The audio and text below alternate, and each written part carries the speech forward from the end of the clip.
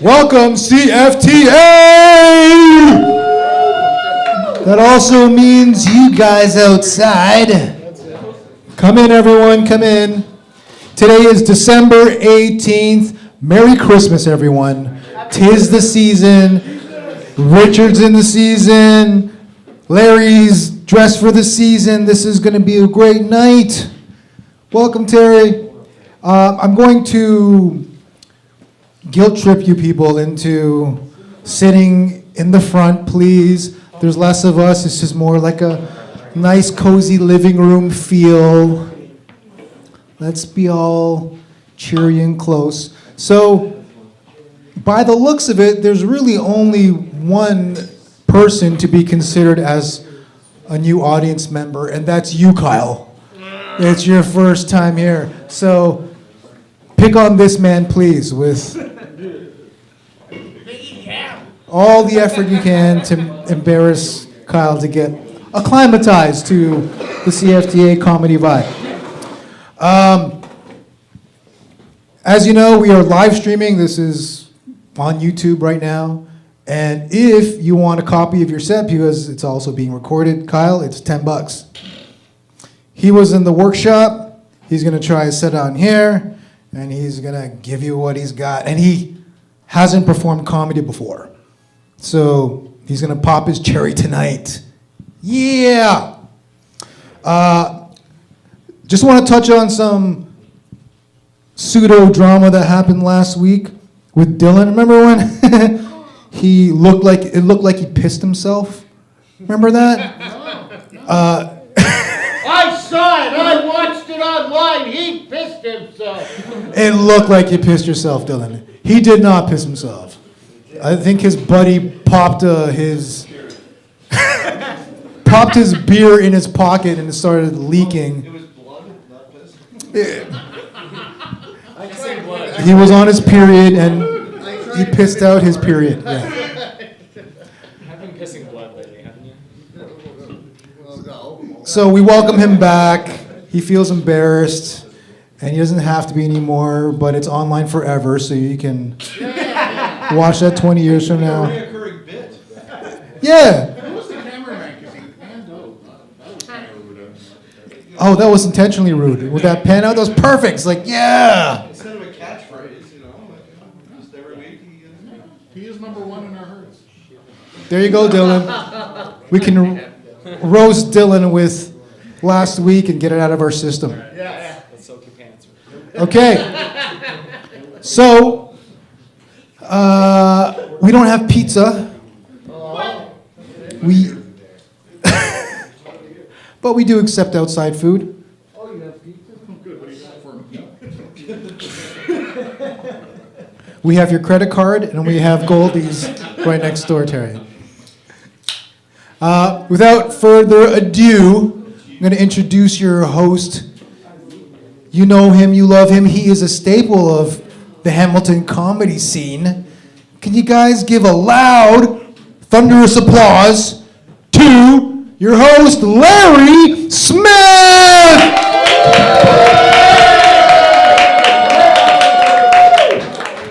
I'll be home for Christmas. Yeah, it must be fucking Christmas. I'm back at the CFTA. And Santa smiled on me because I'm emceeing tonight, and I have the list of acts here, and there are under 57 acts tonight for the first time in weeks.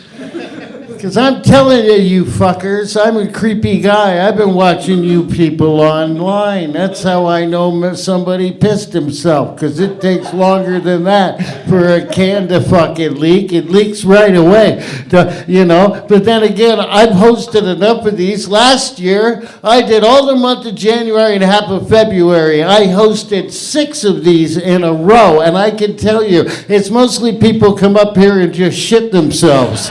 So, that's at least good, that was a change of fucking scenery, You got a lot of great acts here tonight. Let's hear it for the CFTA for always having us here for comedy.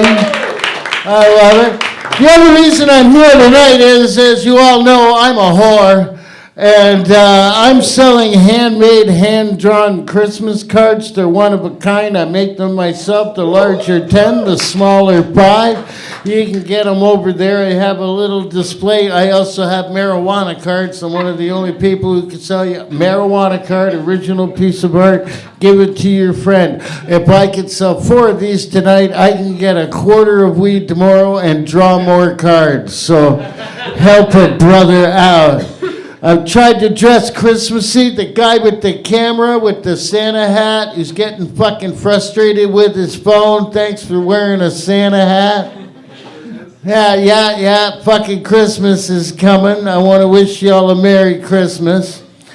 I thought I would start by singing a Christmas carol for just, because usually at this point in the show as the MC, I would go, hey, what do you do for a living? Who are you? But as I can see right now, every one of you is a fucking comic just waiting his turn. So I'm not going to do that crowd work, and then I'm going to go, I'm going to fucking leave him alone. It's Christmas. Jesus Christ, Joey Bomb. You come out every week, this poor bastard gets dragged out to watch not only these people perform, but you perform. That's punishment enough. I'm not going to fucking bother him, okay? The man only has enough money to buy clothes that say Rattenbury on them. It's sad. I'm not going to fucking bother him at the fucking Christmas season. What I'd like to do is I'd like to open by, because I want to sell my fucking cards, because it's the holiday season. I'd like to open with a couple of Christmas songs. The first song I'll be doing is for all the people who aren't getting laid this Christmas. Yeah, I used to go, this is for all the single people. How many single people? And I hate it when people are in a couple. And you go, how many single people? And you go, oh. It's like, shut up, you're fucking somebody. You go, well, we're not married. No, that's not single. Fuck off. Single is you got to go home and beat it like it owes you money. You know? Yeah, so... Hey, listen, if God didn't want men to whack off, he wouldn't have made our arms exactly that long. And he wouldn't have put that safety knob on the end so you don't do that in the shower and knock yourself out. By the way, where's the online people, Dexter? No, it's George's over at the controls. Fucking Dexter must be with one of the away crews. It's like fucking Star Wars or Star Trek over here. They're filming you at every angle. Don't forget, you can buy your footage, or you can do what some of you assholes do when I tune in on a Thursday night to spy on you, and it's somebody doing a silent movie, and it says, this person is too good to broadcast on fucking YouTube, where 3 people are watching, because he doesn't want to waste all his material. Get over yourself. So, George, anyhow, I forget what the fuck I was talking about. I know what I was talking about. Christmas song. Here you go. Oh, Faye's here. Now we can start. Here we go. The first Christmas song I'd like to do for you is for the people who aren't getting laid this Christmas. Everybody shut up. I'm singing. It's going to be fucking beautiful for the holidays. This is a Christmas song for all the people who aren't getting laid this Christmas. Sorry I looked at you when I said that. Just a coincidence. And an educated guess. Here we go. The song for all the people that aren't getting laid this Christmas. See, I killed enough time for you to get back. And thank you for having a Bud Light and supporting the trans community.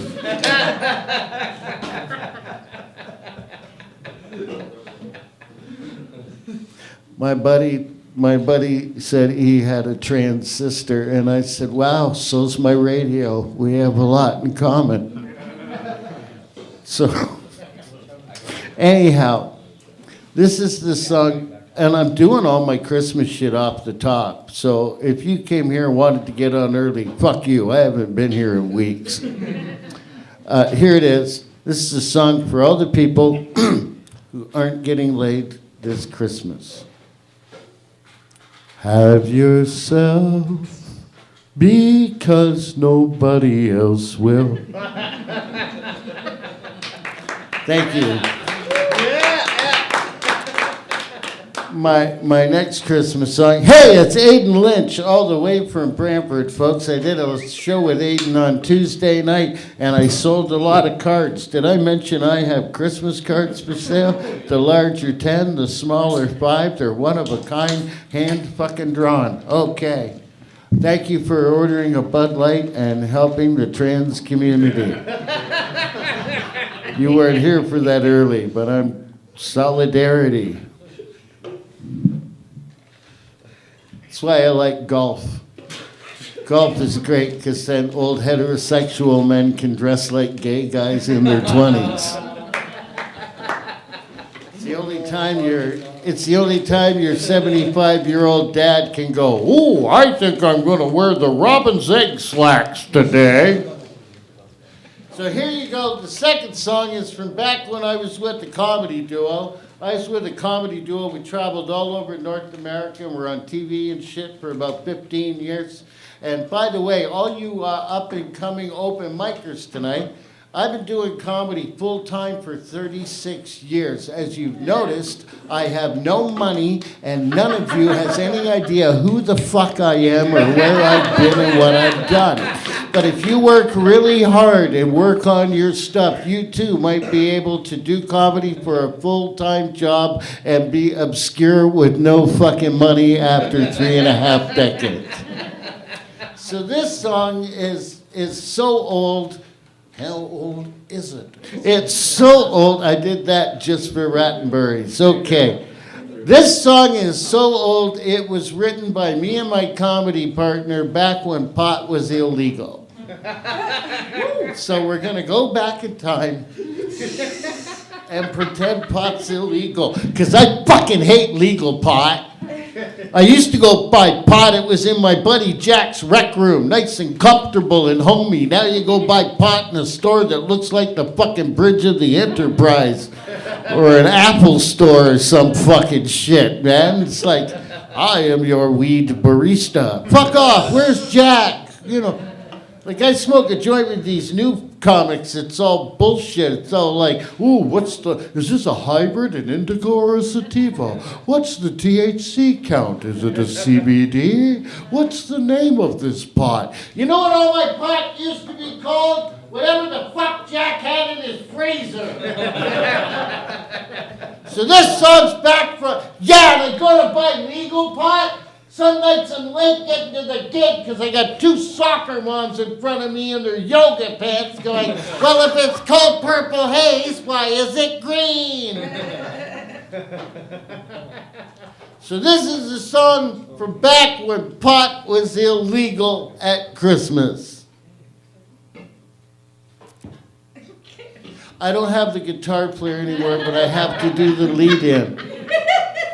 So fuck off. This is a song from back when pot was illegal.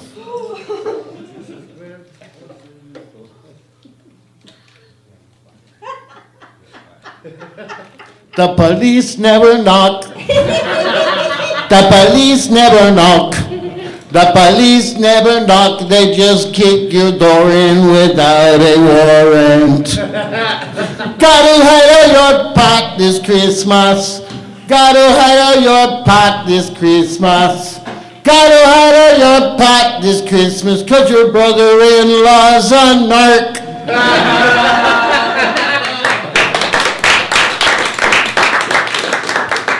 I'm going to share one more Christmas memory with you, and then I'm going to bring on the first of our 900 acts that we have here for you this evening. If Jason Thompson's at home watching, later I will have a dark Christmas story for you. It's a Larry Christmas Miracle special. So here you go. I want to tell you, I was explaining this to somebody the other day. When I was a kid, I got in trouble at school because I was telling all the kids that the Santa at the mall was not the real Santa. But I wasn't being an asshole because I was telling them that's not the real Santa. Yeah, roll that rapper some more, would you please? Sorry, I just always wanted the screen to do that in the theater. Wouldn't you love that if you were at a movie and in the middle of the movie, some character just turned around and went, "Get off your fucking phone! I'm defusing a bomb here!" Right on. Okay, I saw a big, tall, scary person. I realized it's just Joel, and he was already here, so he's not scary. Okay, but I told the kids at school the mall Santa was not the real Santa. And they were like, "That's bullshit." And I said, "No, the real Santa comes to my house every Christmas Eve. My parents have arranged for Santa to drop by our house." I said, "The Santa at the mall smells like peppermint and fucking cookies." And he talks like a nice old man going, "Oh, and what would you like for Christmas? Oh, oh, oh, oh." The real Santa comes by my house, and the real Santa smells like rye and coke, DeMaurier light cigarettes, and sounds like my drunk fucking Uncle Dave. That's the real Santa. Yeah, and the reason Santa passes out on the lawn after he's given us a couple presents is because he's got a long night ahead of him and he needs a quick nap. My mom and dad told me the reason they had to cram him into a blue cab was because you can't park reindeer in the city limits. Okay, that didn't get a big enough laugh, so. Fuck you, Faye. The first performer is excellent, and I want them to come on to a big laugh because.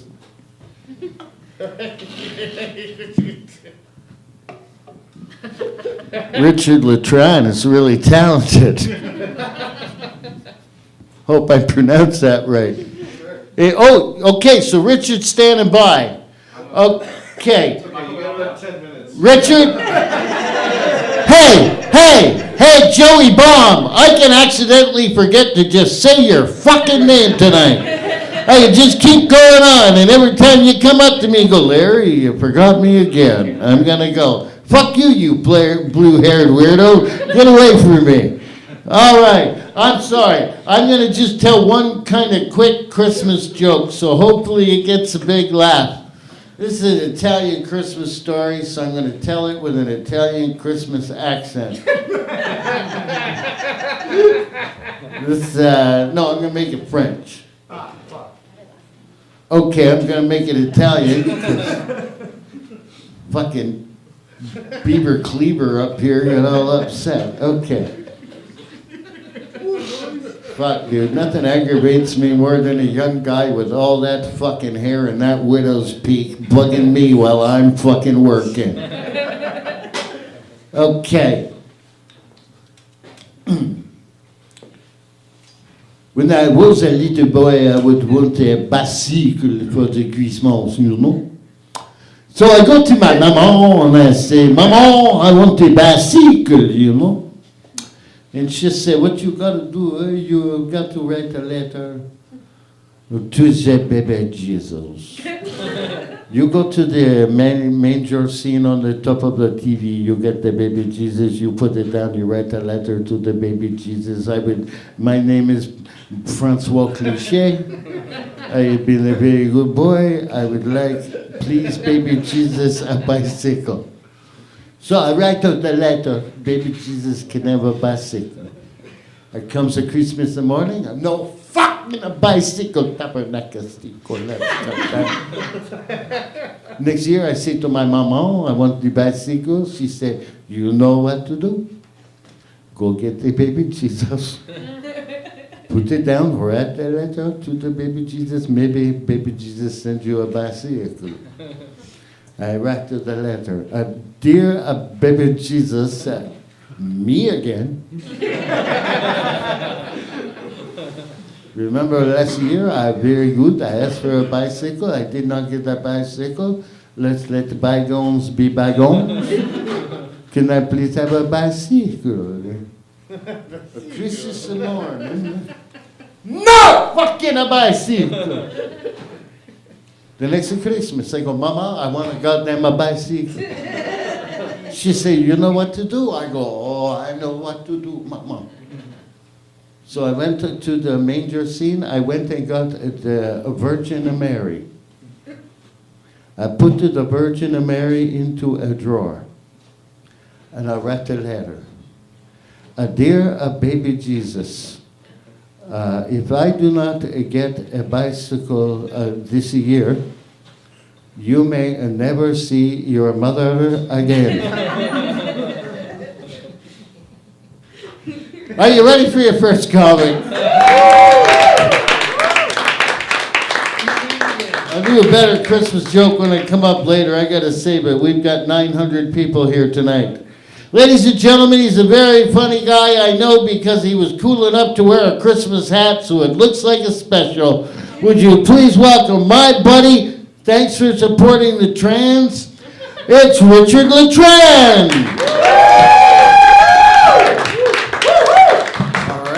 Speaking of trans, Only 5 minutes. I'm the only one who's allowed to go over. I'll try my best. No promises. No promises. All right, so I have a solution for this whole transgender washroom issue. You know, there's a lot of controversy going on. You know, people are scared that like women are gonna get raped by transgender women in the bathroom. All right, so how about if everybody's scared of women being raped, I think we should create like a third washroom. Like for all the would-be rapists, it's like a battle royale lobby, you know? So all the would-be rapists just go into the third bathroom, and then it's just free game there, so you can rape anybody you want to. However, you might also get raped if the other person that's doing the raping is a better rapist than you. Just the idea. Just the idea.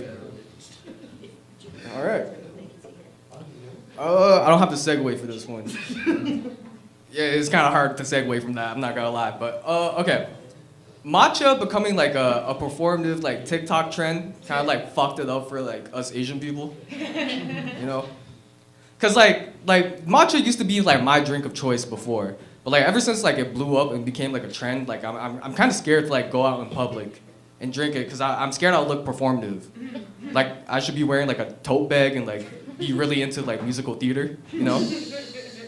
Like how am I supposed to explain that like while I'm sipping on this matcha latte, I have Lil Durk playing in my AirPods? It doesn't make sense. I don't know, it's fucked up. Like I have to do it in secret now. Like I'm hiding like some sort of drug habit, you know? I think the only people that should be able to drink matcha are like Asian people and white people that are weirdly obsessed with Japan. You know, I feel like they earn the right. Like if you're a white dude and you know how to speak Japanese, then like you deserve a pass. Yeah, it feels like some form of like cultural appropriation, which I didn't really get before, but like I kind of get it now. Like this is probably how like black women felt when like gay white men just like took their slang and made it their own. Yeah. All right. So again, no segue, but I went to the Chinese supermarket the other day for a job interview. I didn't get the job, but as I was walking out, I saw an Indian worker there. I was furious. Cause listen, I understand having to compete for a job at like a Tim Hortons. You know, that's a national restaurant chain. I get it, it's fair game. The Chinese supermarket is supposed to be my home court advantage. And the Indian dude still got the job over me. So what's that say about me as an Asian person? Like, okay, are you guys familiar with K-pop? Of course. Yes, so in some, Joey. I can tell you're a real big K-pop fan. Yeah, so like in some K-pop groups, they'll have like 5 members, and then 4 of the members will be Korean dudes, and for some reason the 5th guy will be a white dude. I felt like the 5th Korean dude that got left out of the group in favor of the white guy, you know? Like, fuck, it should have been me, but, you know. I'm not saying this to hate on Indian people, because, you know, they are taking a lot of racism right now, and it's fucked up. Like, it really is. However, I will say it's been good for us other minorities, because I feel like they're taking the heat off of us right now. Like, I've been getting away with a lot more shit now as an Asian person. Like, for example, I was in traffic the other day, and I cut some dude off. And then he rolled down his window, and he yelled out, "Go back to Punjab." and like, yeah, what the fuck, right? Part of me was upset, because, like, I hate seeing Canadians be racist to each other. But part of me was also just happy to not be correctly identified as a poor Asian driver. Yeah. But you know what? I will say, though, I feel like Canada, as a country, is the most united it's ever been. You know, that's a great thing. You love to see it. It's just unfortunate that the thing Canadians are united over is being racist towards Indians. Like, I knew the racism got really bad when at a family reunion, my uncle started quoting crime statistics from Instagram Reels.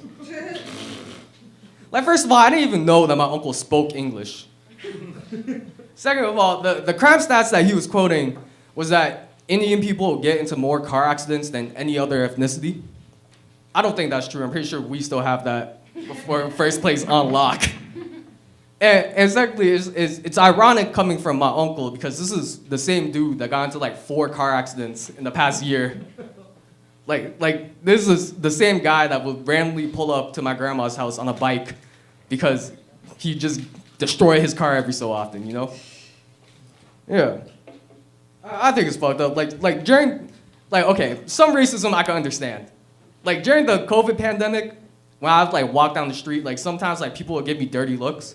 But it's like, okay, I get it. You think I caused corona, so that's like a valid reason. But like Indian people are just existing, you know? Yeah, but I'll end it on this. I will say this. I want to say to all the Indian people here, if there are any newcomers, if you guys stick through it long enough, eventually there will be another wave of immigrants that come in. And you guys will get the opportunity to be racist to them as well. And we could be racist together as Canadians. Thank you.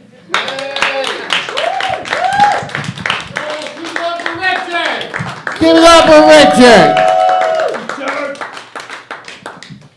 Right on. Before I bring up your next exciting act, who I've been mentoring, and they're just gonna blow your socks off, and Sure. hey, when I fucking lie to you, I know everybody on this show tonight. They're just fantastic, especially. Well, I'm not gonna be able to pronounce that. Wow, that's supposed to be my closest friend. Okay, anyhow. One more time for Richard. So I want to impress the 4 people who are viewing at home. It would have been 5, but I'm here tonight. I'd like to tell you a celebrity Christmas story. This is Arnold Schwarzenegger's Christmas story. You better enjoy it, because I'm bringing on the next act after this, no matter what the fuck you think of it. So, all right. Hello. I'm here to tell you a Christmas story from my village, you know. It's about, in my village we have, Santa Claus with the horn, and the Krampus with the taking you to hell, and the old lady who beats you with her boys and stuff. But in my village, we have our own Christmas legend. I don't know why I had the French accent there for a minute. We lived in the German part near the Alps. So anyhow, every year there's a legend that all the bad children in my village, if you were bad and you're outside after dark, that the giant fir trees will uproot and come and eat you, because they're meat-eating trees. That's why there's deciduous trees and carnivorous trees. And the carnivorous trees come out and they eat the bad children. And the only way the bad children can be saved is to get to the wood chopper's shed, because he would take his axe and kill the carnivorous trees. They all needed to get to the wood chopper's shack. So every Christmas in my German village, you could hear people screaming out the window, "Get to the chopper! Get to the chopper if you want to live!"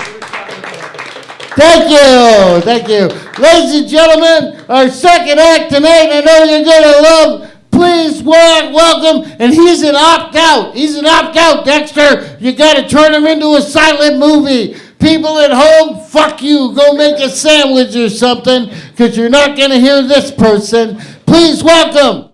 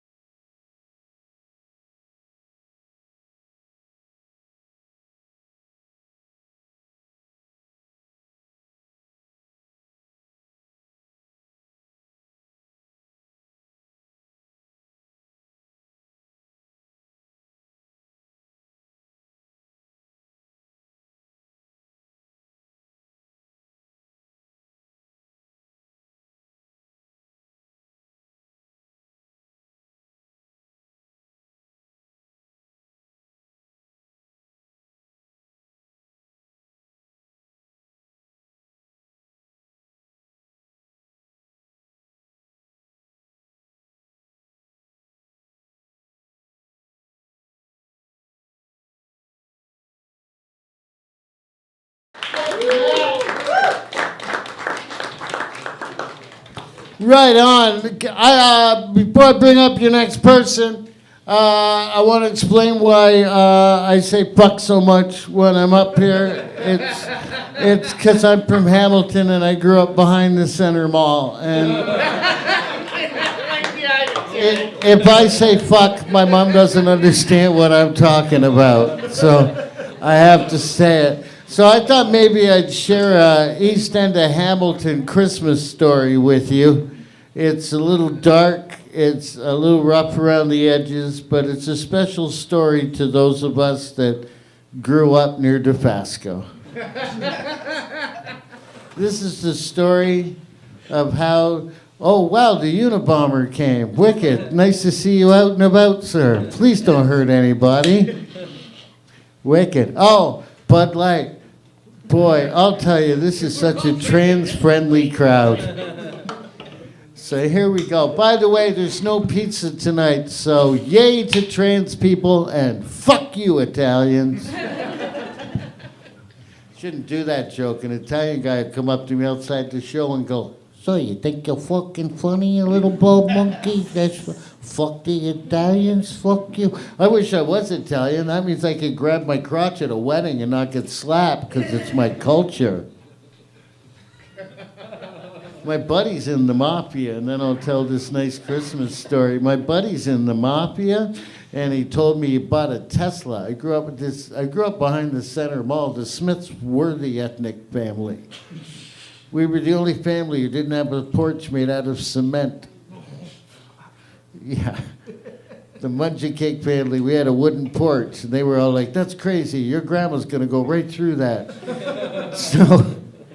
But this kid, John Schwerer, he grew up and he was in the mafia because, you know, we went to Delta High School, the holding cell for Millhaven. So he's in the mafia, and I saw him like about 6 weeks ago. A bunch of all us old buddies got together, and he pulled up in a fucking Tesla. And I said, Johnny Chivero's driving a Tesla. You care about the environment? And he goes, no, I don't care about the fucking environment, Larry. Even though he grew up in Canada behind the Center Mall, the minute you join the mafia, they send you to speech classes, and you have to talk like that. So I go, Johnny, you own a Tesla? And he goes, yeah.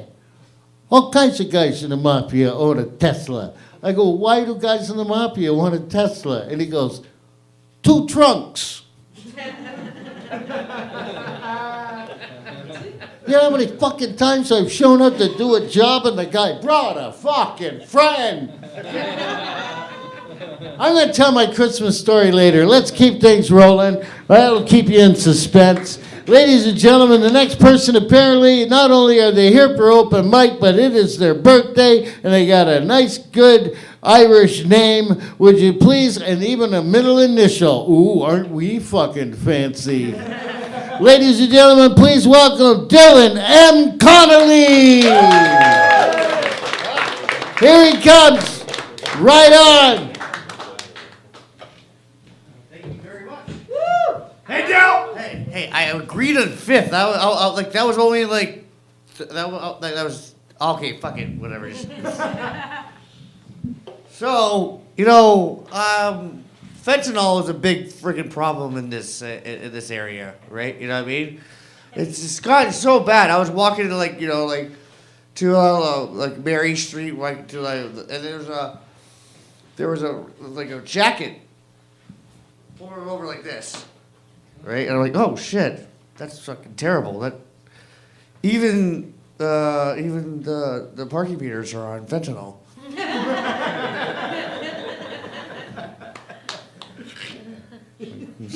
You put $5 in it, like it's automatically expired. What the fuck?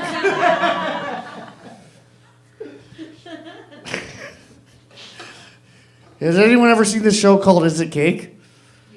Yeah. Yeah. I don't want to give shit to the guy that does it, but Is It Cake? But like, how he wastes how that. I just watch how like those are beautiful cakes. And they just get wasted by oh, is it cake? And then they right? And then I could imagine some kid saw that maybe he's like in Sierra Leone, right? You know what I mean? He's just like, Why are they wasting all that cake? The cake is not for you, Naboo. The cake is for the floor. And then last night, and then the last week I did this. And then it looked like I pissed myself. But that's fine. That's okay. See, I'm back. You know, it's my birthday. It's fucking. Oh, wow.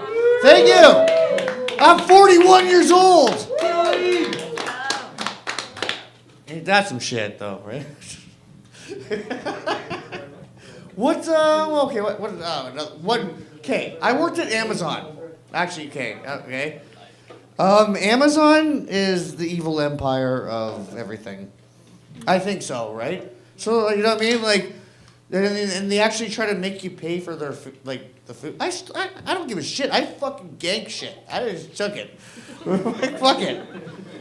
I don't care. I mean, like, you know, like I'm charging me like I'm taking that Red Bull. I'm taking that whatever. I you know what I actually did in vain. I pretended like to pay for it. Like, you know, because like there's this little thing. There's this little thing that you're supposed to like, you know, like, oh, I paid for it. And I'm like, I'm not paying for this shit. Fuck you. But also, one of the things that really caught my eye when I was working for them too, right? Like the training videos, where there's like the active shooter video. No, like really, the active shooter video. Like, so if somebody's around who's gonna try to kill you or whatever, right? But this is Canada, right? No one's got a freaking gun, right? But could you imagine the guy that did, though, right? He's just like this. He's running around like this.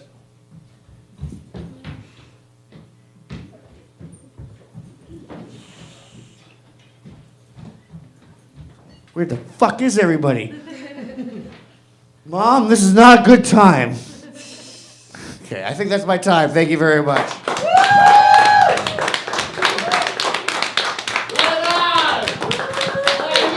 Thank you. Yeah, ladies and gentlemen, I forgot the big book. Right on. Ricky, you couldn't have killed some time, tap dance, pulled a rabbit out of your ass, done something to help us out. I'm sorry, everybody. I look very unprofessional, but I went outside to smoke a joint because I want to do a good job for you tonight, you know. I smoke a lot of weed at Christmas because I'm going to be 60 in February. And I'll tell you something, man. I've seen every fucking Christmas cartoon 60 times. And I like Christmas cartoons, right? But I want to enjoy it still. So now, if I smoke a joint, I forget how the fucking cartoon goes. Works great. I'm like watching Frosty the Snowman, and I was like, and he puts the hat on his head, and he goes, "Happy birthday!" And I'm all like, I don't think this is gonna end well. I also found out that Rudolph the Red-Nosed Reindeer had the first ever gay character on a Christmas cartoon. It's not the elf. A lot of people, when I do this joke, they go, oh, it's that elf. And I'm going, no, the elf who walked around all the time, Hermie, the elf going, I want to be a dentist. Yeah, no, he's not gay. He's like that guy who works at your office that has pictures of his cats on his desk, and he talks about his D&D group a lot, his Dungeons and Dragons group, and wears tons of sweaters at work and goes, why don't women find me hot? He's that fucking guy, you know what I mean? Yeah, he just can't get laid. He's not gay.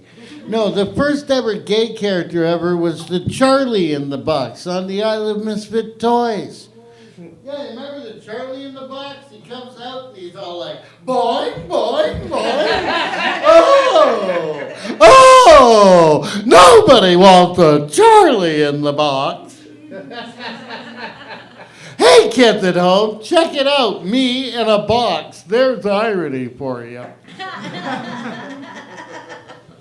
I got high and watched the Flintstones cartoon. I'll bring up your next act after this, but I want to share this with you. I got high and I was watching the Flintstones on YouTube. I found out where all the half-hour episodes were, like the good shit, you know, like with Mr. Blah, blah, blah, and Goggles Paisano, the car racer, and Way Out Where, and all that shit. So I smoked a joint and I made a peanut butter and jam sandwich and a glass of milk. Yeah, that's why I put the Flintstones on, because when you got a glass of milk and a peanut butter and jam sandwich, it just felt to me that's what you fucking watch.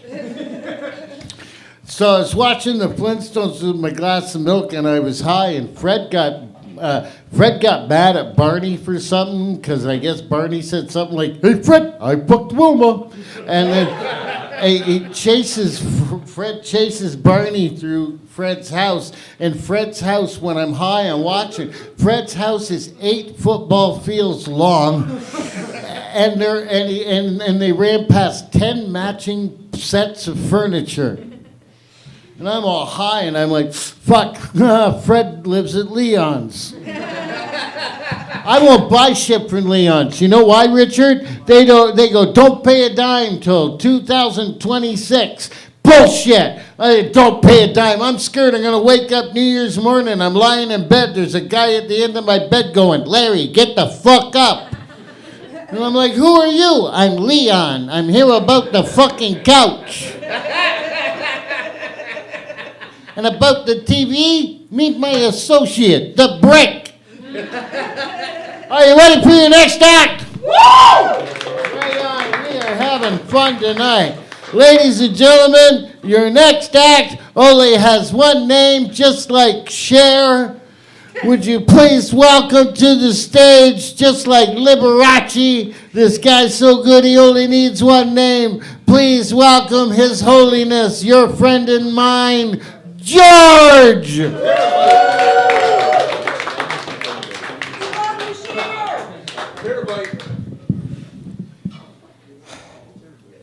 Thanks.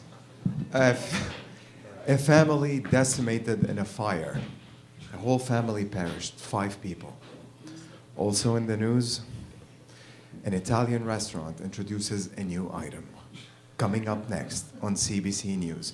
What the fuck is wrong with newscasters? How do both stories get the same energy out of you? Like, what the fuck? Like, both stories have equal sentiment in your heart, like an Italian restaurant with a new item and a family of 5 that died? It's my problem, because I'm the one who turned on the news. I could have not been doing this.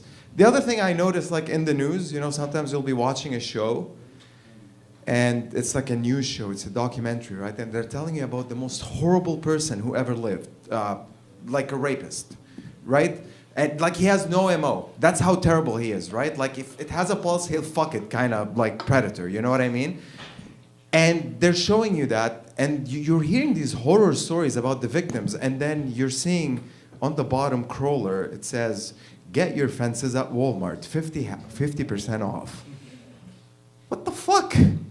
And I'm watching that, and I'm thinking, why am I watching the news? And it's because my wife likes to learn what's happening in the world, but she got so frantic, and she walks into the room and she's running and she goes, "The Louvre got broken into. The Louvre got broken into." And I looked at her and I thought to myself, we're so not qualified to have that conversation. Like, we buy our paintings at IKEA from the as-is section.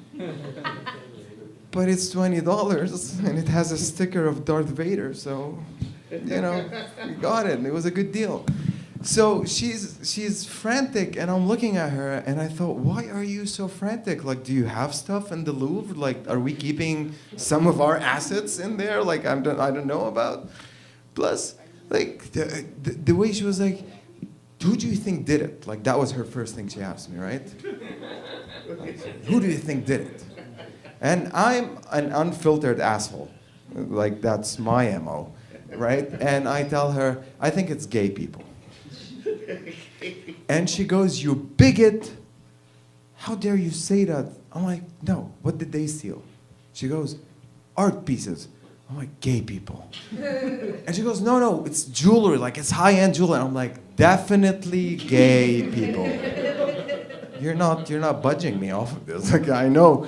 It's because, I imagine, like, you can't be Igor, from Russia, energy, and steal jewelry, right? You have to have, oh my God, energy, like, like, oh my, I have to have this, because never Igor walks in the Louvre, and he's walking around and he turns around and goes, this nice bracelet I like for myself. Tomorrow I break in, put in my safe. Never happened. 0 times this has happened ever in the history of the universe. That a guy from the Balkans that's so butch like that would have. So I was right, But then, I forgot about the story. And my wife keeps reminding me of it, And I thought, let me get an update. Because why the fuck not, right? And apparently the French, surrendered. They kind of surrendered. They said, fuck it. We can't do this investigation. It's too complex. And I love that people were shocked, actually, like, oh, the French surrendered? I mean, yeah, World War II, motherfuckers, read a book, and so they're like, yeah, we need help from everybody. Oh mon Dieu. And they put oh mon Dieu at the end, And so everybody rushed to France's help. Scotland Yard sent their very best and brightest. The British sent their MI6 agents, CIA from the States, Italians, you name it. And then Canada said, I got you, bro. Sending my very best. And I'm imagining that meeting, How did that meeting play out? Like everybody's sitting there, the guy, like the Scottish agent is very upset, he's very, like he drank 2 bottles of whiskey and he's fierce, and he goes, fuck this, we're gonna break down the entire city. Nobody lives here with your jewelry. Until you're back happy and fandabidosi, we're not gonna stop. And and the Italian is there going, I think I want an espresso to be able to think about it. They have an Egyptian guy there. I don't know why they would have an Egyptian guy. But they have all these people. How does the RCMP play into that? Well, what advice can we give the people at the Louvre or the French authorities? The RCMP agent walks in, knocks on the door, he goes, hello, my name is Mohammed. I am from the RCMP.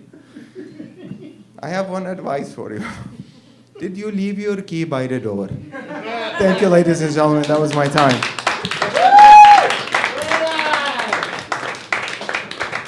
Keep it going for George. Yeah, George looks like the coolest monk at the monastery. That's who George looks like. The other friars are going, when a new friar shows up at the abbey, he goes, hey, man, do you know where I can get some weed? And then he sees George and goes, never mind.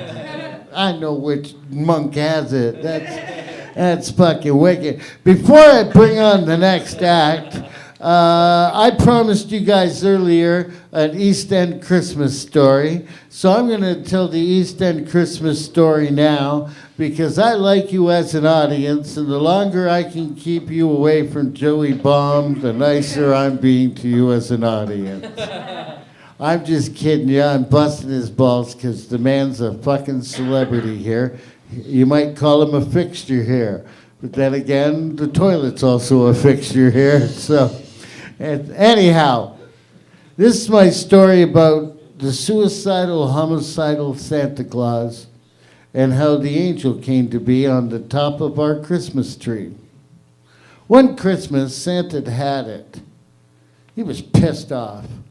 2,000 years delivering presents. Did anybody ever leave Santa a gift? No. What do they leave Santa? Cookies and milk. He's a 2,000-year-old man. Do you not think he's fucking diabetic and lactose intolerant by now? Thanks for the cookies and fucking candy canes and fucking milk, you little assholes. So he's already pissed off. Now he's doubly pissed off because Mrs. Claus isn't talking to him or putting out because she's being bitchy, because she's sick and tired of Christmas, because it's like every other organization. Some woman does all the fucking work while some asshole in a fancy suit gets all the fucking credit. The elves are on fucking strike, and half of them have left to go and do movies with fucking Peter Jackson and shit.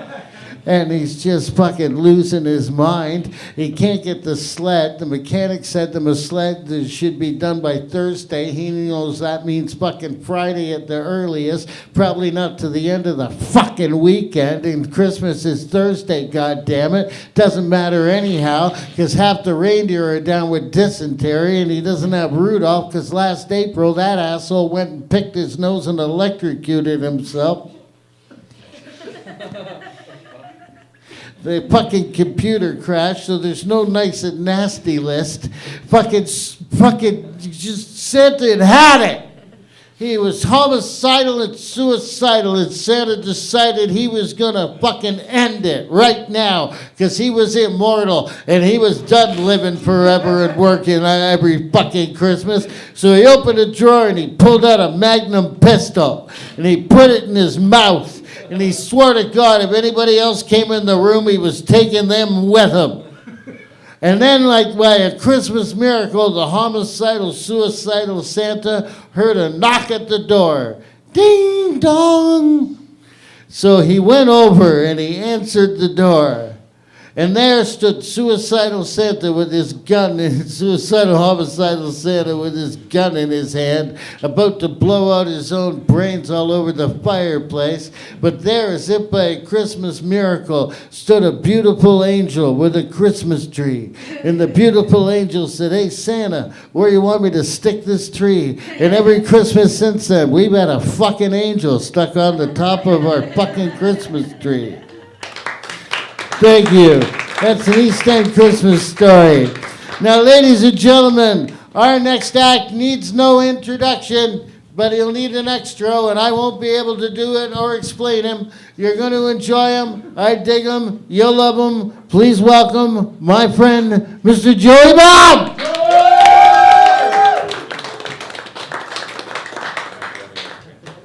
Oh, keep it going for the master, Larry. How funny is Larry when he's doing Arnold, and I swear, it was like, it's a Juicidious 3. It's Juicidious. It's my new movie where I kill a lot of Jews. It's a comedy. Yeah, that didn't work. So, before I moved to Toronto many years ago, my father tried to talk me out of it. And he said, I said, "Dad, why?" I said, "There's a lot of rapists in Toronto." That was odd. My dad's always had a little bit of dementia, but I assured him, "Dad, I'm not a chick. Don't worry." It's, when I was a kid, I had long hair, beautiful body. I could have accidentally been sexually assaulted, but I'm in no... I have no fear of that in Toronto. But then I think my dad was onto something. You know what I mean? Like in order for things to change, you have to scare the old white men like me. So what am I saying? Somebody has got to start raping old white men. Will you answer the call?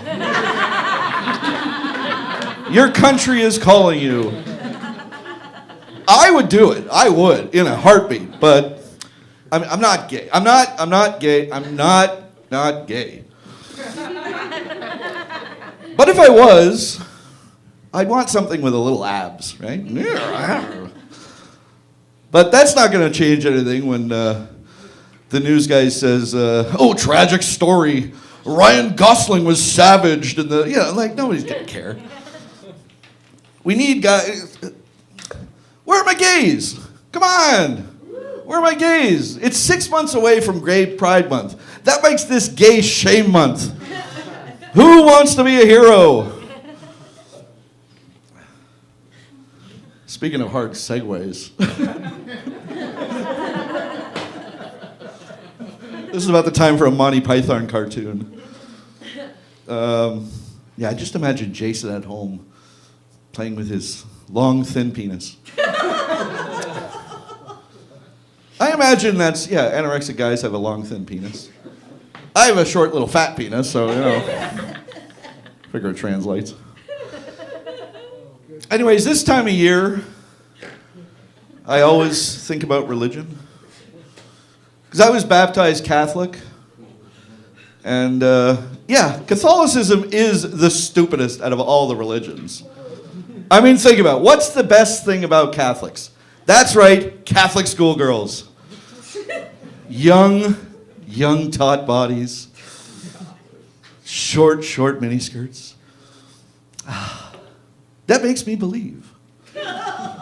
But who do the priests molest? Little boys. The fuck is wrong with you? That's like a steak walks itself onto your plate and you say, no thanks, I'll just have a baby carrot.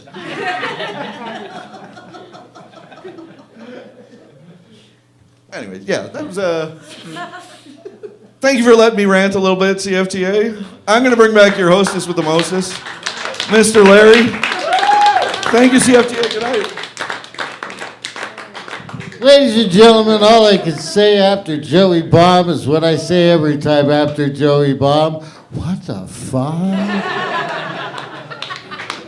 You may wonder why I told that dark, suicidal, homicidal Santa joke. It was to get you ready for that fucking dude. That guy is like the uncle you don't want to be left alone with having a cigarette in the garage at Christmas dinner this year.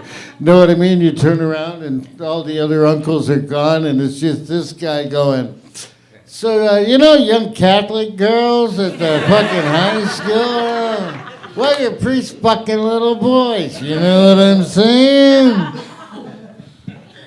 And you're like, I can't believe I married into this family. No, do you know what? I decided I wanted to find out who Magnum P.I.'s son was and who the lady was because, it was mostly comics tonight in the audience and you look like just... we're just friends with villains. Yeah, which is cool. Let's hear it for regular people. So I'm not going to make fun of you or nothing, but, I want to prove to the people who are watching online, I never know where to fucking look, Dexter. And the last time I looked in, you were George. That's how fucked up I am, technically. Where's the camera? You used to be able to see it. Oh, wow, the green light. Okay, so fuck, I just look forward. You people at home, I'm going to talk to a couple people, then bring up the next act just to prove to you that there are people here besides fucking comedians. Now, you, sir, with the glasses and the mustache, and I got to know, did the mustache come with the nose and glasses? Hey, try the veal. I'll be here all week. Yeah. And at least you're wearing your ball cap forwards. You both have your ball caps on forwards. I hate guys who wear their ball cap backwards. What the fuck is that? I'm so tough the sun doesn't scare me. And what is your name, sir? Magnum P.I. Not Magnum P.I. Junior. I know with that little fucking millennial beard, you're not fucking Tom Selleck. You're his fucking kid. That's a spin-off series, Magnum Hamilton. Wicked, what's your real name? Donald. Donald? Yeah. Wicked, right on. And what do you do, Donald? He's Donald Jr. He's Donald Jr.? See, I fucking called it! fucking called it. Listen, you'd rather be Donald Jr., Because I had a buddy, they didn't do the junior thing. They did, the dad was Big Al, and the son was Little Al. And I always said to him, is that just so your dad feels better about the size of his penis? Because Because you're 36 now and they're still calling you Little Al. Thank God your parents didn't do that, Richard. Big Richard and Little Richard. Play the fucking piano. We want to hear Tutti Frutti. So anyhow, Donald Jr., that's wicked. Donald's not a popular name right now. No, it's like being named Pierre. Yeah. And what do you do, Donald? It's carpentry. Oh, fucking right. Well, yeah. The big carpenter fucking dad's kid's birthday's coming up. Fucking Joseph was a carpenter. If Jesus hadn't have gone into the miracle business, he would have probably been a carpenter, you know, dad's business. Do you know that Mary was a bitch? Joseph's wife, Mary, Mother's name. is her mother's name is Mary? Is she a bitch? Because if she's a bitch, she comes by it honestly. Because the Virgin Mary was a bitch. It's right in the Bible. It says Mary rode Joseph's ass all the way to Bethlehem. And and that's why I'll talk to your lady after the next comic, because I got to bring the next comic out in a minute. But I just wanted to tell you that it's because Jesus' dad, Joseph, was a carpenter, that we have the word fuck. Hear me out. I will. Joseph's a carpenter. He's working. What happens when you bang your fucking thumb with the hammer? You say, Jesus Christ! Well, every time Joseph did that, his fucking kid would come running in the room, and then he'd go, no, Jesus, I wasn't calling you. I banged my thumb. And that's what we say. And then the next day, he's like, boom! Jesus Christ! And Jesus comes in. What is it, Father? Oh, fuck. Sorry, kid. No. It's just, So the next day, Gabriel came down and said, from now on, try saying fuck. And Joseph hit his nail in his hand, and he went, boom! Fuck! Oh, okay. Wicked. So anyhow, ladies and gentlemen, I'm about to bring up our next fucking act. All right. Oh, this is a great act. I don't even have to look for this. You thought it was exciting to have George with only one name here. But the true guy who represents a comic who only needs one name. Because he comes up here and he's going to be, I guarantee you, the tallest person you see all night. Ladies and gentlemen, he's very funny. He's a staple here, which means he's the middle of the magazine. Please put your hands together for your friend of mine, Yo!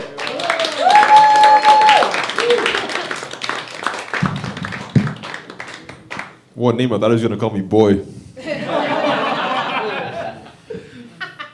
Middle of the magazine, back of the bus. Huh?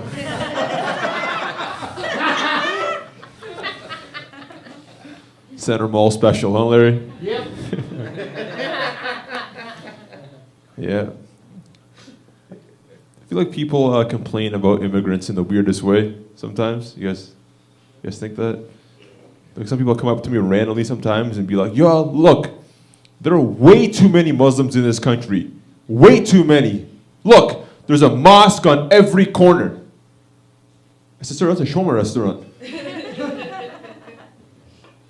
You should be happy. It used to be a Swiss chalet. People don't know when shit's getting better, man. I swear to God. They don't know. I don't blame them, because sometimes immigrants get too comfortable. An Indian guy told me to get out of his country.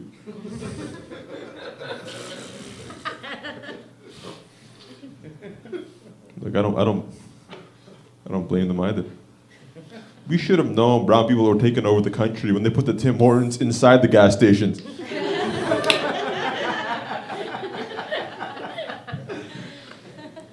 It was for their convenience the whole time.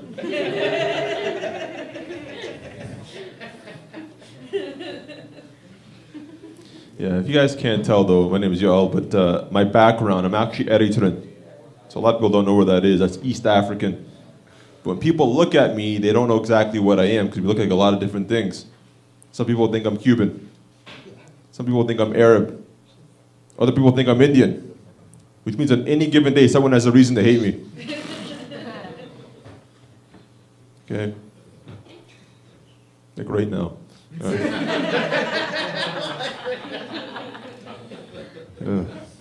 But we do this weird thing in my culture, like we have like the same like name that goes into every last name, right?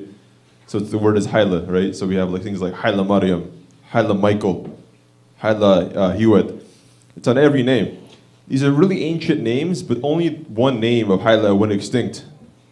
Haile Hitler. Haile means power, so.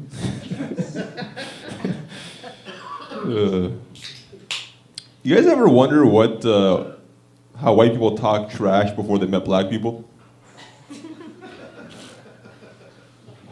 I used to always wonder that until recently. Because black people taught you guys how to talk shit, right? You guys were saying motherfucker. You gotta drop the ER. Nick. Okay, don't get too excited. But yeah, I finally did find out how white people talk trash before they met black people. I was in this library like last week, and this white guy was really mad in the library. He was talking shit on the phone. Somebody was yelling at him. And the guy was yelling at him, and he's like, you know what? I don't give a ding dong what you have to say. And I was like, God damn, man, that was you, wasn't it? You're embarrassed now. Look at you, turning red.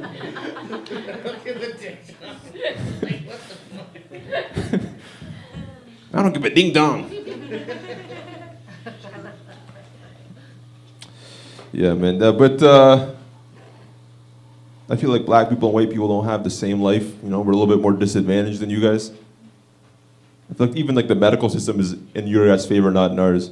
Like, for example, when a white guy dies, it's a heart attack. When a black guy dies, it's cardiac arrest. I can't even watch the news in peace, man. This black baby. I was watching Fox 2. They had a black baby in a jumpsuit, and it said, "Criminal mastermind steals breast milk." I don't know if that was a compliment or not, but I was like, criminal mastermind, all right. All right, we'll end it with a little more.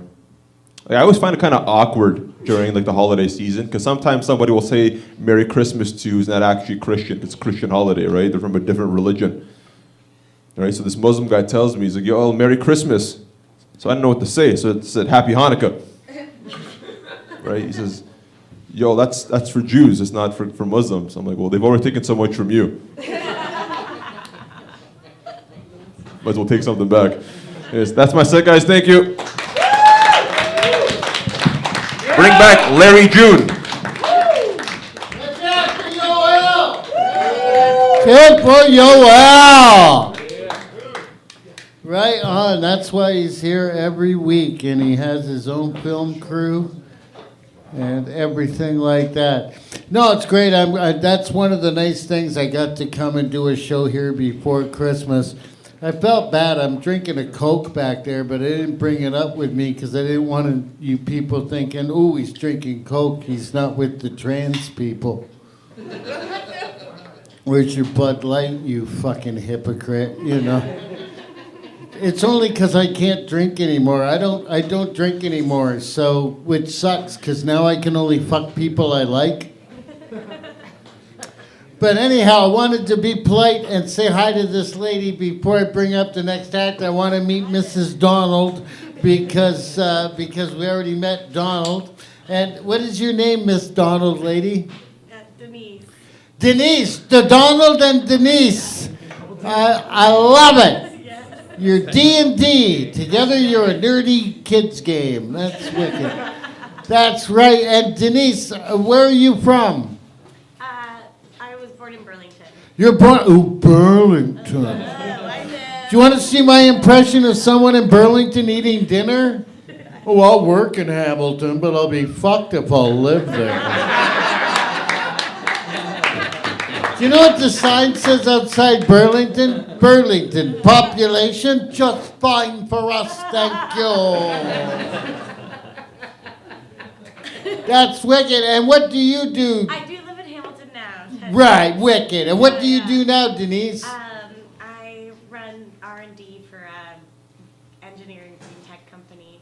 Wow, that's exciting, and I would never be able to understand what any of that fucking is. Let's see how Hamilton you are, Denise. Did you grow up in Hamilton, Donald? Center Mall. Oh, fucking right! People online, I want to tell you right now, I may have grown up behind the fucking Center Mall, but my buddy Donald is from the Center Mall neighborhood, and he got himself a Burlington shit. So fuck you. You can date above your station. No, because if you know Hamilton, it's why there's a North End. The East End chipped in money and built the North End so people would get off our backs. We did buy a house right by Center Mall. By Center Mall? Yeah. Fucking right, I live at Woodward and Melvin. I live at Melvin and Woodward and Melvin area, right by the last 7-Eleven below the mountain. Wicked. Well, then you're legit fucking Hamilton, because you live in the East End and you can also give me a ride home. So I'm not gonna fucking pick on you guys. Fuck that.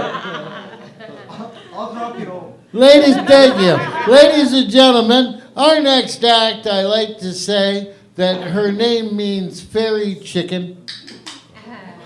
Because her first name is Faye and her last name is Paulette. So that is a French fairy chicken. But she's not a fairy chicken. She's a very nice lady and a very funny lady. And you're going to enjoy her right now. Please welcome Miss Faye Paulette.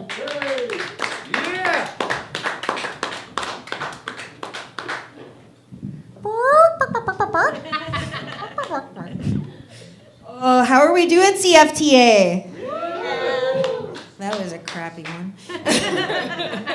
It's fine. It's fine. You're adorable. Holy crap. I love you. Sorry, Donald. Sorry. Oh my God. Have we all heard of angel numbers? No? Okay. So angel numbers are, I think you said yeah? Hell yeah. That makes so much sense.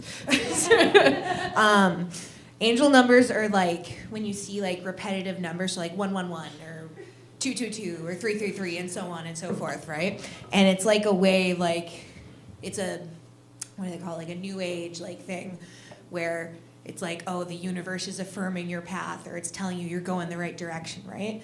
And they all have like different meanings and whatnot. And some people are like, oh, my angel number is this, like, oh, they're 4s or 3s.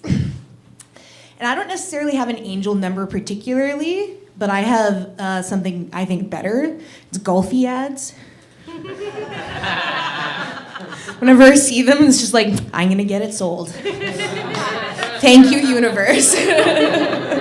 Oh my goodness. I have a couple, I like to make polyamorous jokes. Do we know what a polyamorous group is actually called though? This isn't a joke. It's called a polycule, okay? Just for context. That's a little fun fact for you for when you go to queer trivia next time. So what do you call a polyamorous group that's already left for the night? A polygon. Oh, that's a knee slapper. And this one's a little festive one for you. What do you call a polyamorous group during the holidays? A jolly-cule.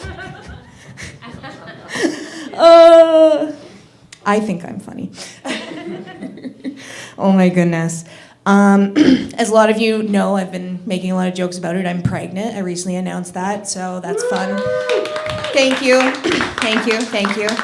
It feels weird telling people that because you're all just applauding for the fact that my partner finished inside me. Very, very intimate details. Yeah! Right before we saw a Gulfy sign go by. We're like, we're gonna get this sold! Now my mom knows I'm not a virgin, which is... Did I also mention I'm 28? Oh my my goodness. No, it's cool. I like being pregnant, but I'm also kind of nervous because, like, what if I get fat? I can see the people that didn't laugh looking at each other like, who's going to tell her? Who's going to tell her? Do you want to tell her? I don't want to tell her. No, it's cool. I'm very aware. I'm a fat lady. Have been my whole life. It's great. Love it. But we're just going to move perpendicular from that. I'll be honest, I don't know if I used that right. I don't think I did. I like to use big sounding or fancy sounding words to make myself sound photosynthesis.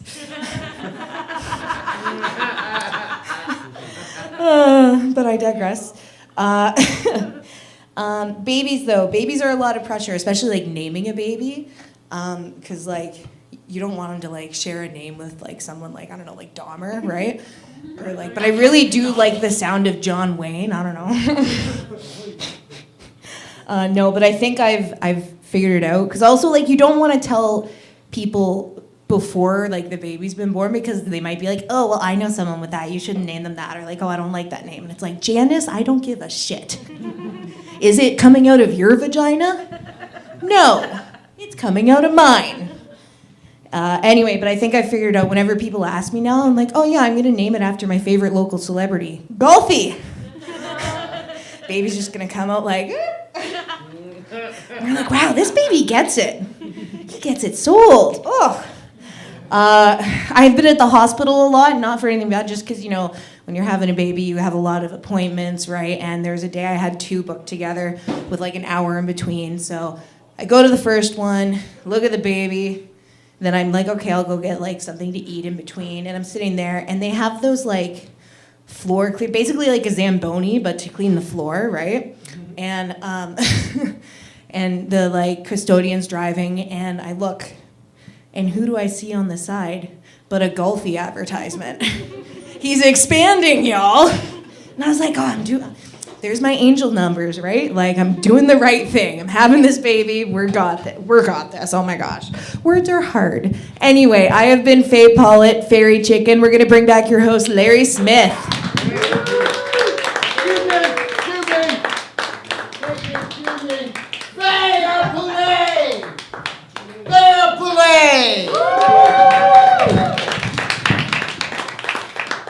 Thank you, Faye. You reminded me of something important with your name being Faye Poulet. I want to let everybody know this year, I'm getting sick and tired of people arguing with me about this. Eggnog is chicken milk.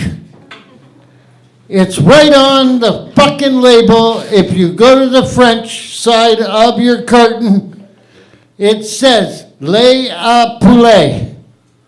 That literally in French means chicken milk. And if you don't believe me that eggnog is chicken milk, why do we only drink it at Christmas? And where does the chicken milk come from? 2 French hens. Why are there 2 French hens in the 12 days of Christmas?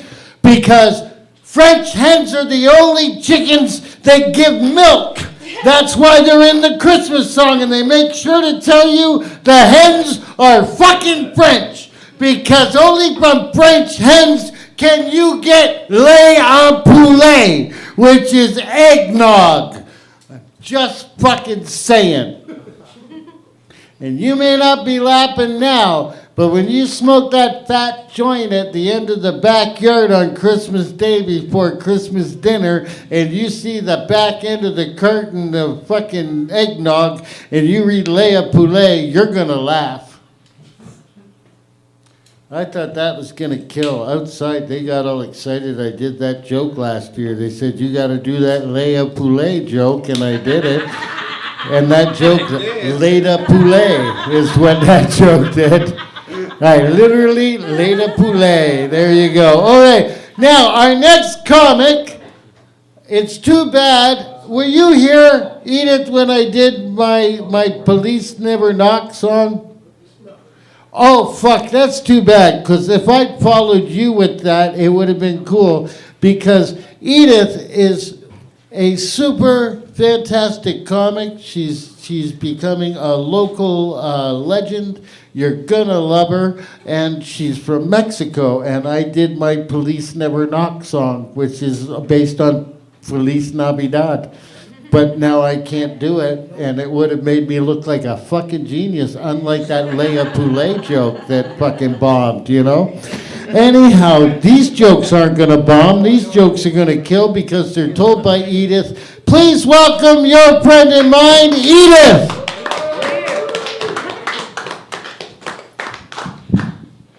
Hello. So yes, I am Mexican, and I remember when I was a little kid, the teacher taught us about the Nazis and the Holocaust, and I was like, oh man, what bad luck to be a Jewish in Europe in 1939. But then now I am a Mexican in North America. I'm like, oh, that's a bad luck. I think. I hope not. But I am a Canadian,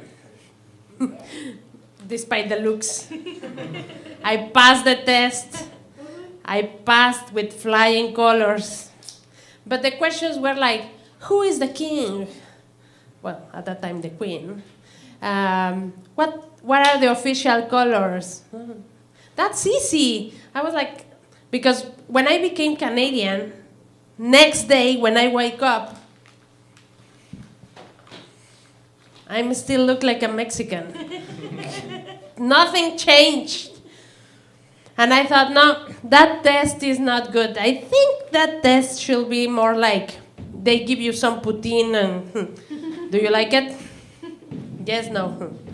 Or, I have another question here. How do you ask for your coffee? Double. That's very Canadian. Or a question, very important question, like, what type of condiment the street takes? Pepper, curry, salt. Yeah, you know, like, some people will answer probably not salt.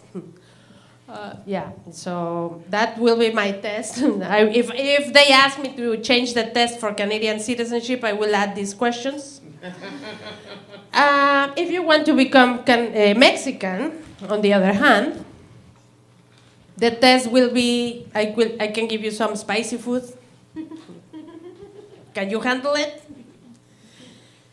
Did you get diarrhea? No? If you don't get diarrhea, then you have a good point. And what is the most important thing you do when you die? What is your most important job when you die as a Mexican? Anybody? No? Come back and eat and celebrate and have a party for Day of the Dead. Mm-hmm. That's it. Thank you.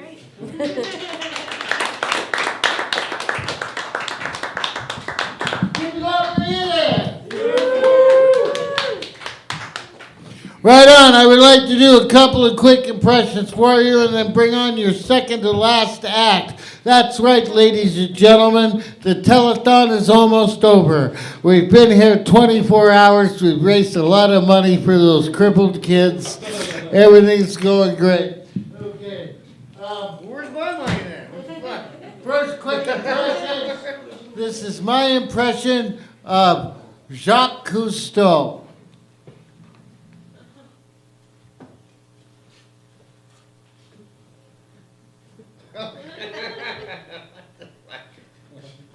Hello, I am Jacques Cousteau. Okay, I guess none of you gets that reference, you fucking people. Google it. Jesus Christ. It's only the most famous sea explorer ever. Fuck.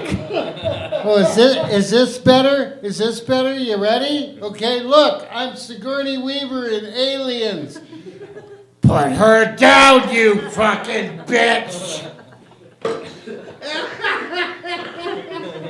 Ladies and gentlemen, just here at Christmas for the Scottish people in the audience, For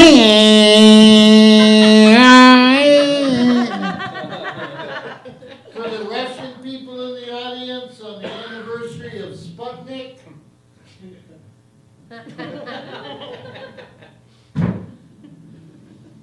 For the Mexican people? Oh, fuck, I don't have a Mexican people joke. I already did Police Never Knock. I can't do it again. I'm sorry. You know, and if I do a Mexican joke, I'm a white guy. I can only make fun of other white races with funny accents. Like, I can make fun of Italians, but I can't make fun of Mexicans. Like, you know, that's why thank God for fucking newfies. Nobody at Christmas dinner is gonna jump up and go, "Oh my God, Uncle Larry, did you just tell a newfie joke? They are proud men of the sea. How dare you? I had no idea you were a newfist." Ladies and gentlemen, I assure you, even though our next act used to live in Port Dover and now he lives in Brantford, he is not a newfist in any way. I did a great show of his on Tuesday night. He's running an open mic. Jake, that's what this place does to people, eh? Aiden's running an open mic now out in Brantford, and he started by coming here at the CFTA and the judge, and he went, "That's too far of a fucking drive." So started room in Brantford, but he's here tonight because this is where he has his roots. Ladies and gentlemen, please welcome Aiden Lynch.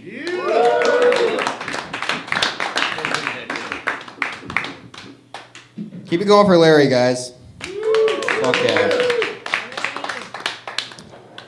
Christmas is coming up, and oh, 1 second. I gotta take this real quick. Hey, baby, how's it going? It's been a while. I'm just doing a thing right now, but I'll be finishing in bed. You want to come over after? Okay, maybe wear the red and black lace this time. Yeah. All right. I'll see you in a bit. Bye, Grandma.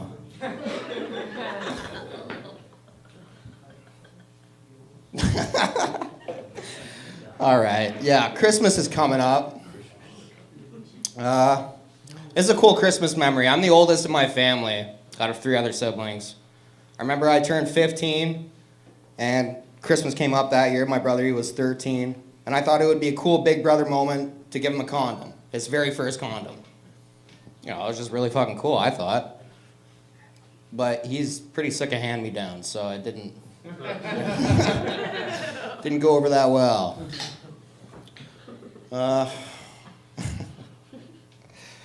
Okay.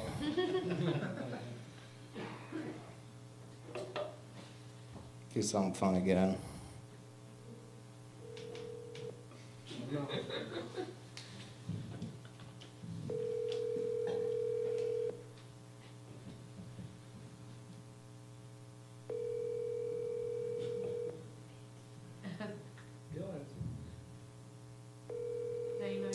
The person you're trying to reach is not available.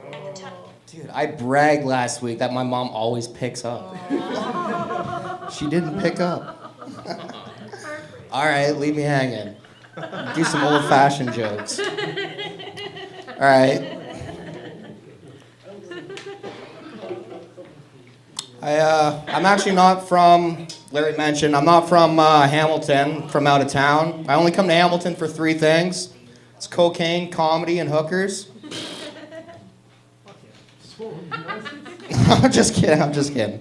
In that order, too, I got somewhere to be after this. It was like, yeah. It was like a couple weeks ago, I was seeing this hooker down the road, and it was fucking weird because I got up to her apartment floor, and I noticed her last customer was walking out as I was getting ready to walk in. And it was weird because I knew the guy, and I didn't want him to say hi to me or anything. I just kept making my way down the hallway, staring at the floor, acting casual as fuck. And the next thing you know, all I hear is, "Aiden, is that you?"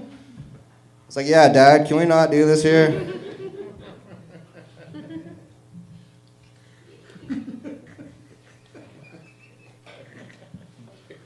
How much time do I got, Larry? 5 minutes. How much left? Oh, that's Christian. Don't listen to him. Okay. All right. If you do a couple more jokes, that should do it. Okay. And thanks for supporting the trans community. You got it. Anytime. The ongoing theme. Yeah. Okay. Yeah, it's been a shitty week. I actually been having a lot of car problems. I actually blew a tranny in my car. Made $20. Yeah. What else? Everyone seen that Diddy documentary already? No. I think it's pretty fucked up how they didn't bring up that he puts applesauce on his burgers. You guys remember that? No. You don't remember that? It was so fucking huge. He was getting ripped on hard. And I kind of believe it, because who would put applesauce on a burger? I'll stick to my Kraft dinner and mustard, thank you. Okay, moving on. All right. I'll do this one for you guys and I'll get out of here, I guess. I like to think that, I've been told a couple times that, well, actually, okay, between me and all of you guys, it's been rumored that I'm pretty good at stalling. Thank you very much.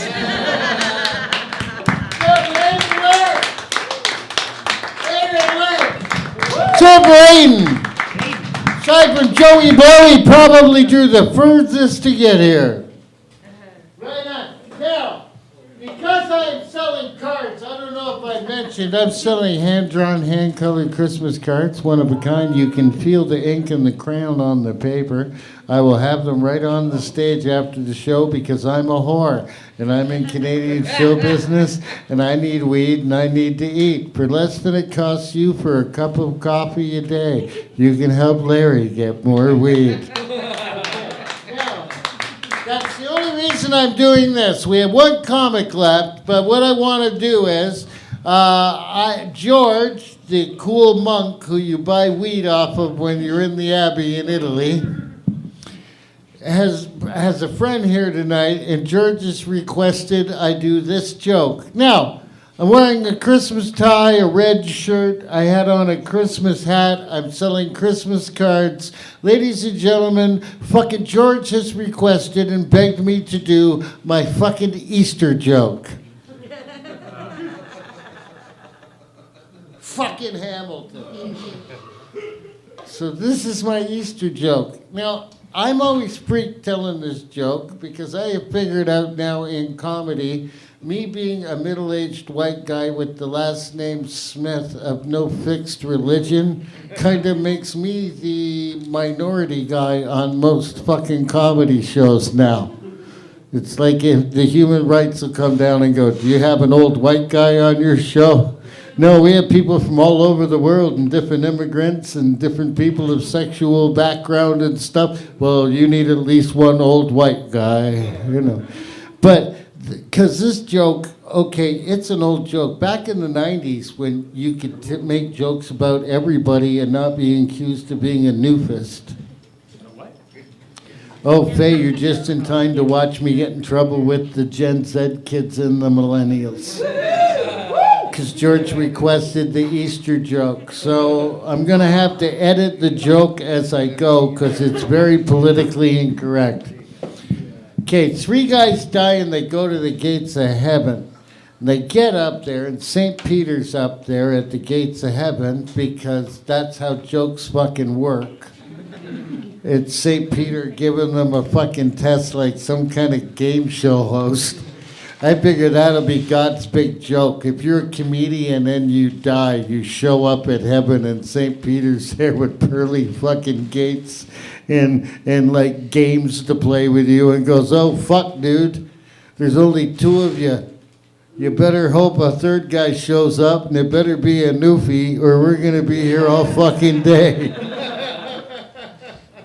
So anyhow, St. Peter's guarding the gate because Jesus fucked St. Peter over when he was handing out sainthoods.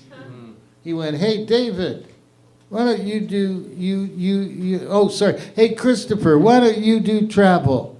You be the saint of travel. Jude, you take lost causes. There you go. Pete, Go guard the fucking door, would you? I figure his stained glass window should be a big bald guy in a tuxedo shirt with a headset.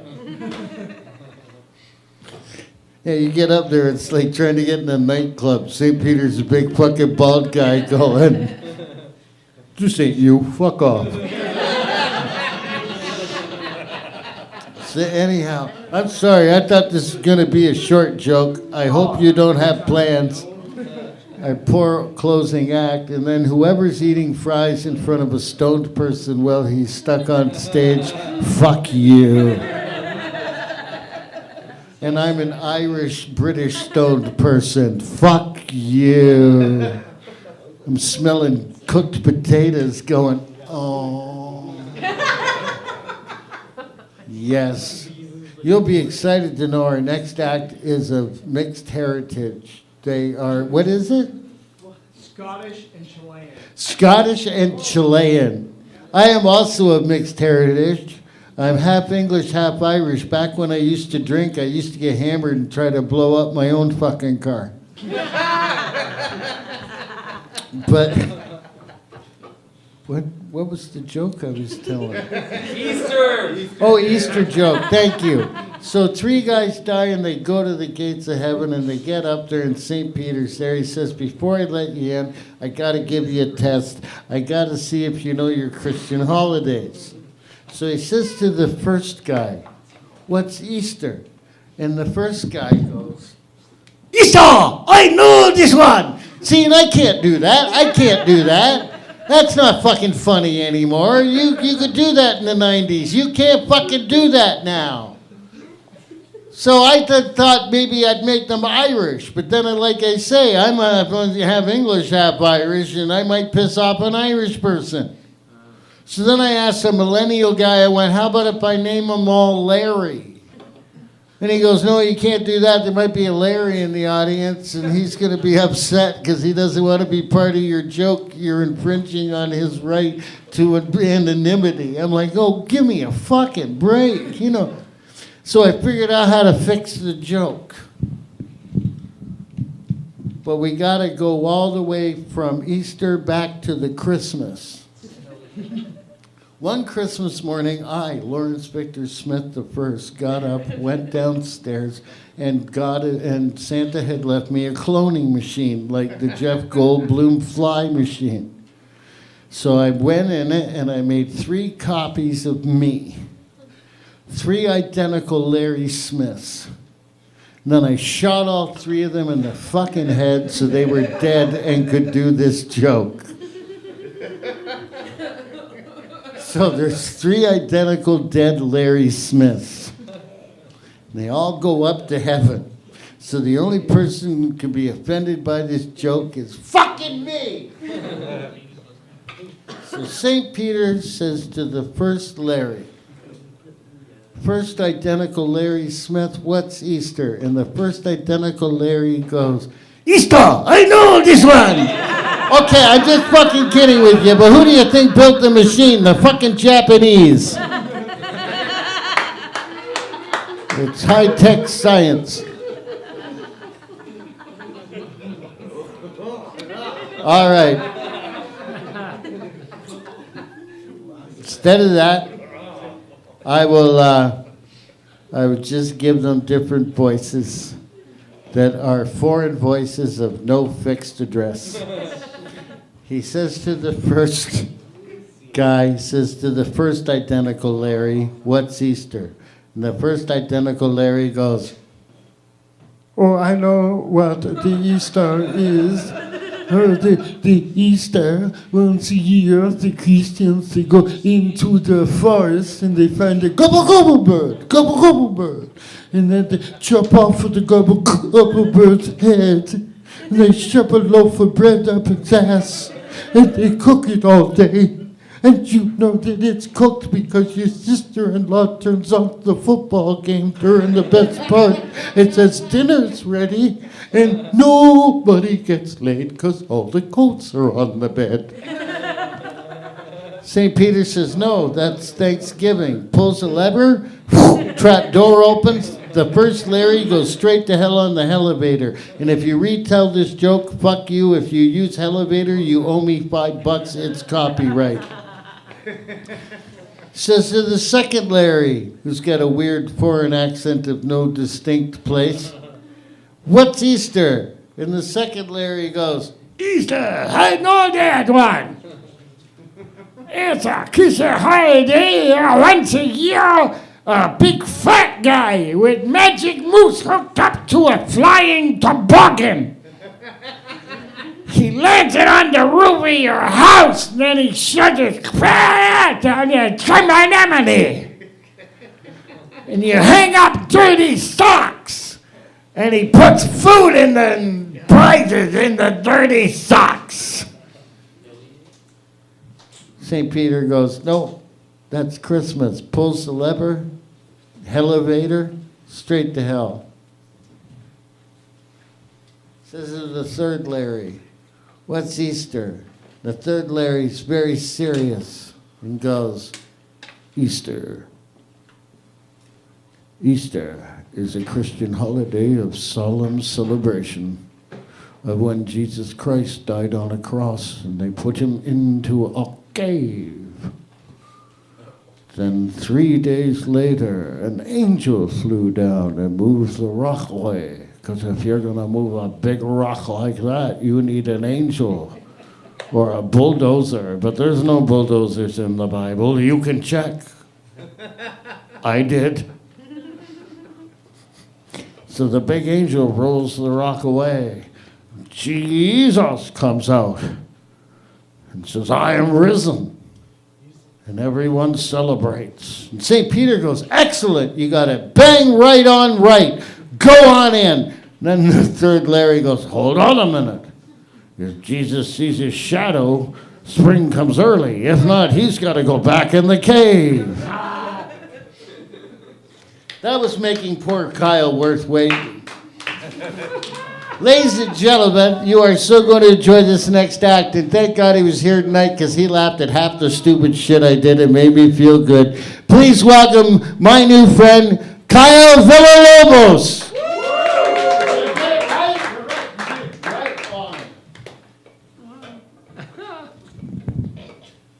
All right. How's everybody doing tonight? You guys feeling okay? Not for much longer. This is gonna suck. Nice to see you. Nice to see you. Nice to meet all of you lovely people, all the lovely performers. My name is Kyle. Hi, Kyle. Hi, Kyle. It's not an AA meeting. No. Okay, I'm gonna do this again. I'm gonna act like I just walked back out here, and you're gonna say to me the same thing that everybody said to me since the moment that I was born, okay? You're gonna do this. You ready? Fuck you, Cal! All right, one time. Here we go. Ready?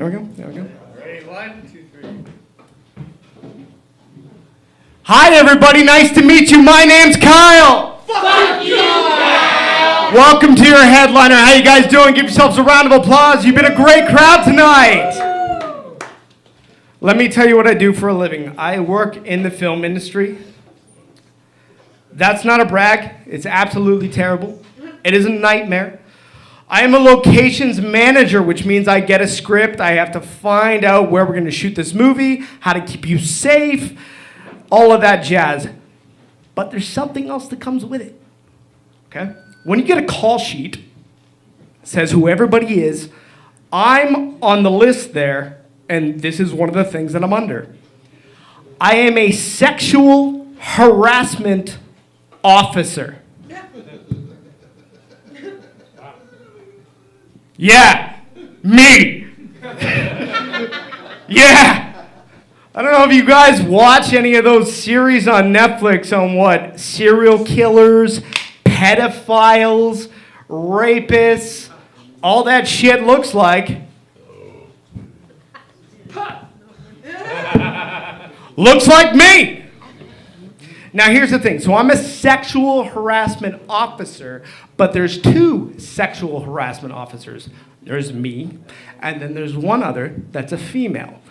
I am the sexual harassment officer for the males. The female, usually the production manager, is the sexual harassment officer for women. And I'm not joking about this. If something happens to a woman on set, she's touched, she's raped, something like that, it's terrible. They have to go talk to this lady. If a dude is raped by a girl on set, they have to talk to me. Wouldn't be my first choice. My office is very, very empty. Hasn't happened a lot, but I'm praying for the day that it does. I am literally praying. Here's the thing. So I get that I look like a serial killer. One time my buddy even said, I like to write with him, went over to his house, my first time meeting his wife, and I just said to her, hello, I love your home. It's nice to meet you. My name's Kyle. She goes, fuck you, Kyle. And I'm like, correct. That was the only time I ever talked to her. Another time I went over to go write with my buddy. He's like, you can't come over. I was like, why? He's like, my wife had a dream about you, and you were getting a little handsy. You were kissing her, and she didn't like it, Kyle. And I was like, okay. Oh, I have to take this seriously. Okay. He's like, yeah, no, Kyle, that's serious. So you can't come by. So I look like me. Let's talk about what a location manager wears. I wear all black. I don't really wear any logos on me. I always have gloves, a very big knife on me, and I keep garbage bags in my pocket. So this poor bastard who hypothetically maybe gets raped has to go unload his feelings on a guy who looks and dresses completely like a fucking predator. I gotta take him to my office. Let me tell you about the female PM's office. She has an actual building, a corner piece building with floor to ceiling windows that everybody can see inside. She'll unload the field, probably has nice seating, things like that. Yeah. I work out of a fucking trailer. You know, like one of those little portable buildings that they had at schools when the school was too poor to build more school. So they just dropped 4 fucking trailers on the property. That's where I have to bring this guy. I can't wait. I can't wait for the day. So anyway, looking like I do, dressed like a fucking rapist, I take this young man to my trailer and I say, get inside. This is serious. He gets inside and then I just shut the door behind him and I go, you're mine now! I'm just kidding. I'm kidding. Sit down, sit down, sit down. Sit down. I'm like, can you tell me what happened? And he'll go,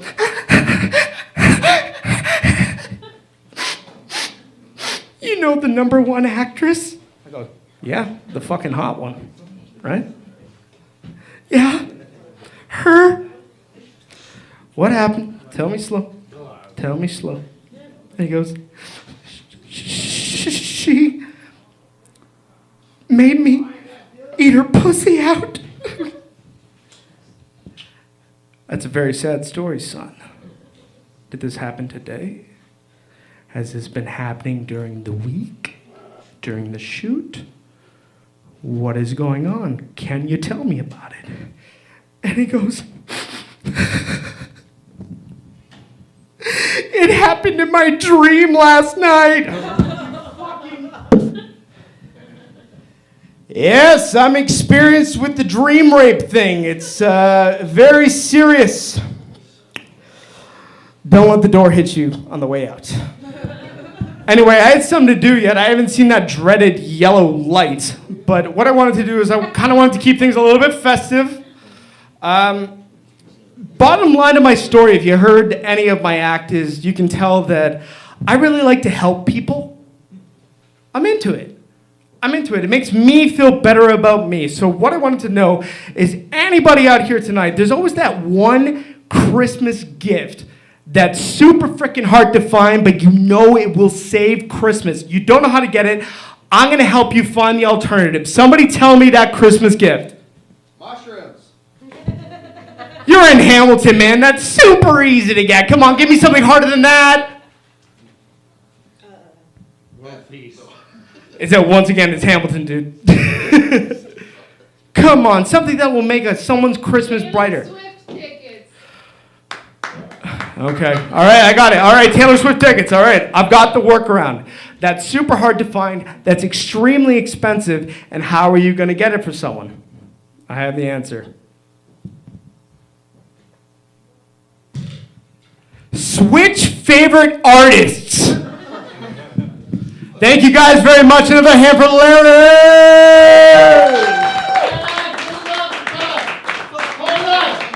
Hold on, people are going to think you don't support the trans community. Wicked, let's hear for all the comics that you saw tonight. I just want to show you that I'm not fucking around.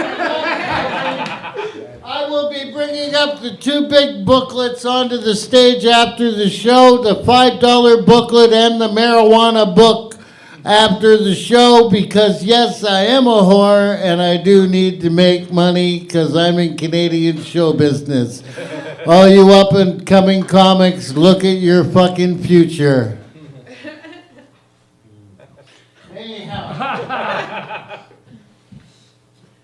I have announcements to make besides the fact, like I say, I have $5 and $10 hand-drawn, hand-colored, one-of-a-kind Christmas cards for sale. Also, just so we can go out on a big rally. One more time for CFTA for hosting us every week. Tomorrow night here at the CFTA, they have another open mic. It's called the Writing Open Mic. It's for if you write poetry or short stories or essays, or even you write music or stuff like that. They have an open mic for you here tomorrow night because this is such a great creative place. You know, so creative that they let me sell my hand-drawn, hand-colored, one-of-a-kind Christmas cards.